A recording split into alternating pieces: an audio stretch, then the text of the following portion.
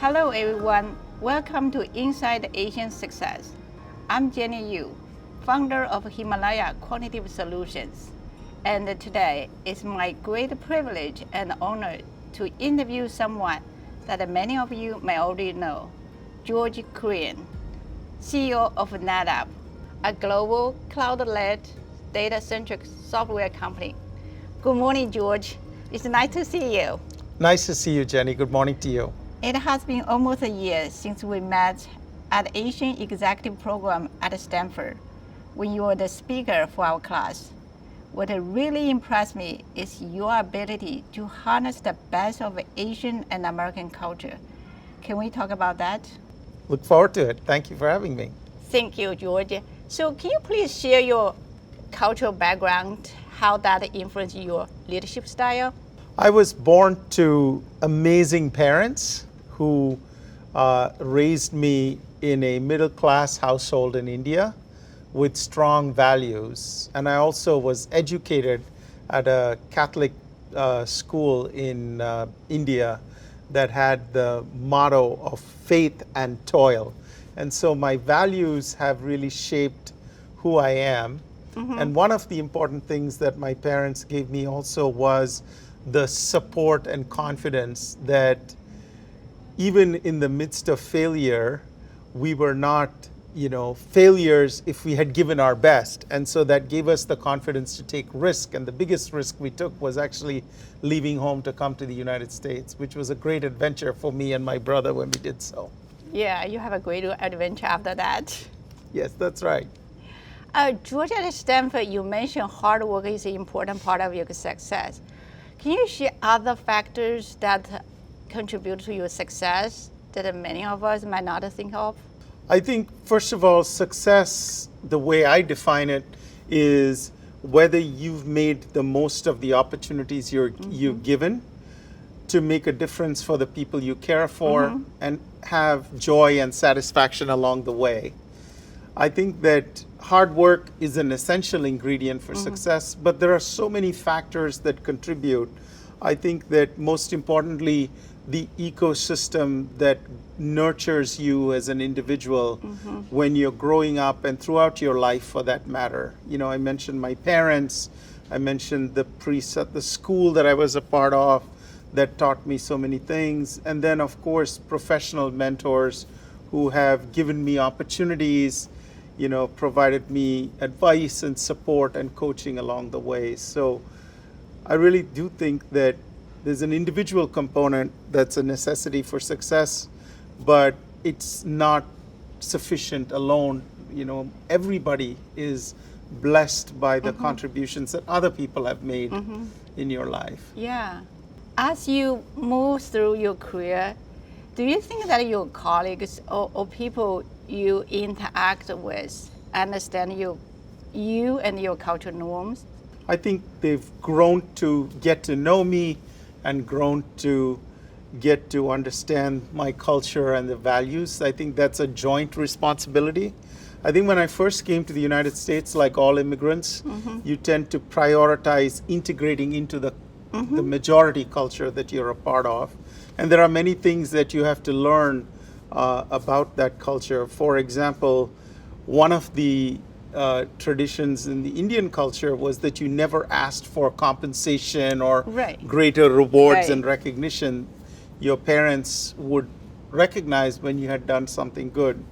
And so that was very hard to understand in the American culture. There are things like playing golf that I didn't really do, and so you had to find ways to integrate into the culture. I think over time what I've learned is that you appreciate the diversity that being an immigrant in another country gives you the chance to bring. You bring your values and experiences, you learn from other people's values and experiences. And I've also learned that it's easy to stereotype the majority. Not all Americans are extroverted, for example. And so it's really important to take time to understand the individual. and their background and Yeah. experiences. I like you mentioned the joint responsibility. Do you have can you elaborate that a little bit more, or even give an example how you take your part of responsibility to make people understand you, and how did you make sure message communicated and you got the support you need? I think the first, step is to realize that it is a joint responsibility. I think the second is to, go into those types of discussions with good intent on both sides, assumption of good intent on the others and good intent on yours. I think the third is to seek to understand before seeking to explain. So I always try to put myself in what is that person's thinking. They say walk a mile in the other person's shoes. And so I really try to understand what they're thinking and then share where you are coming from, being completely vulnerable and transparent. I think the more transparent you are, the more easy it is to build trust. And then you realize in that process that, there's the ability to set aside the stereotype and to leverage the superpower. Everybody has a superpower, and by putting all the superpowers together, you can build a really strong, team, family, culture. Thank you. So, what's your advice to individuals with different cultural background? What are some ways to harness the best of Asian multiple culture so they can become successful in spite of, but also because of the cultural differences? I really try to approach the, kind of my leadership role in trying to support a diverse kind of cultural, perspective, right? We are a global company, NetApp. We operate in every continent of the world. And, as a result of that, it's important for us to recognize that every part of the world contributes to our, company's success. We've brought together in our leadership team people from many different backgrounds, people from, Europe and Australia and different parts of the United States and China and India, so that we could bring those norms together. I think that particularly at the time of COVID, when different parts of the world responded differently, it was really important for us not to bring a Silicon Valley perspective to that. And so we really took the time to listen to what each country leader was facing and having to deal with in their country, and gave them the tools to respond as that country chose to respond. And that was a really good way for us to understand each other, move quickly, and get everybody feeling they were a part of the solution. That's great insight. So I think one of the things Asian American Pacific Island community is talking about is the challenge here. One of the challenges would be the community was perceived as monolithic. That's right. As an Asian American, what's your comment about that? How did you navigate it and to become successful? I think that, stereotypes are a way for simplifying problem solving. Yes. And they are both, Yes. They can be damaging, right? Yeah. I think that Asia, for example, has 60% of the world's population. So saying everybody from Asia looks and feels the same is actually very damaging. It's actually just not true. Yeah. I think that similarly, labeling Asian Americans as the model minority is also devastating for many elements of the community that need representation and access to opportunity and struggles with the same challenges that so many other groups deal with, whether they are majority groups or minority groups. And so I actually think it's just a mistake when you try to group a huge number of people without seeking to understand the individuals. And so I really try to, kind of always seek to understand the individual. And if it's worth caring for somebody, then it's really important to understand the individual. yes, their ecosystem, their cultural background is an innate part of who they are, but every individual makes the world unique and better.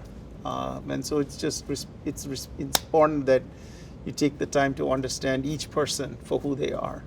So you mentioned a lot, I Googled you, so about your parents, how they influence who you become. It has been my greatest blessing to have been born to two amazing parents who were the real entrepreneurs in our family.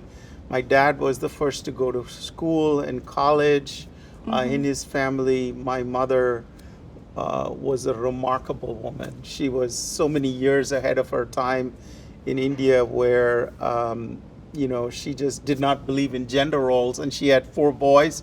So we were fortunate to grow up in a household where she actually just made us feel like we could do anything, and held us accountable to do everything. Yeah. They taught us the values of honesty, humility, and discipline, and being accountable. One of the things that my parents always, taught us was that we were given opportunity because of the circumstances that we were born in, not because of any entitlement that we had to that. So we had to be grateful for that opportunity and be responsible to do our very best, because there were so many people around us that never had access to the opportunities we had. And I still remember that, if we ever complained about something, my mom would literally load us in the car or tell us to get on the bus, and we would go to the orphanage that she worked in, and she would point to us and say, you could be one of those kids. I expect better from you. So we still carry that with us. So George, you have said it's your privilege to be your mother's son. It is. And what's your favorite story about her? There are so many. She was a lifelong learner. She, loved, meeting people, and she, was so willing to make sacrifices for others. There was a time where you had to go and, textbooks in India were not commonly available. You had to go and stand in these extraordinarily long lines, and my mom would do it not only for us, but for so many other families that needed textbooks and whose moms couldn't go and stand in line. I recently was standing in line for a passport for my daughter a couple of weeks ago, and I was telling her that story, and it reminded me that I have been so blessed to have been the son of my mom. Thank you for sharing that. Have you raised your own children the same way? Certainly, that's our aspiration. If I could be half as good a parent as my mom was, I think that it would be a gift to them.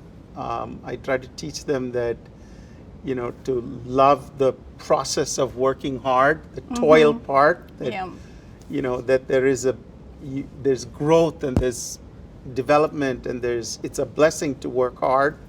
And I also teach them that, the faith part, that you're not as bad as you think you are when you aren't doing well, and you're not as awesome as you think you are when you succeed. That there's lots more things that make the world what it is.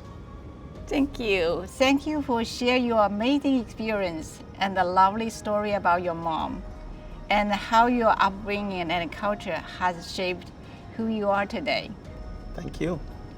To everyone watching, thank you for tuning in. We will be presenting more Inside Asian Success. Stay tuned. Thank you.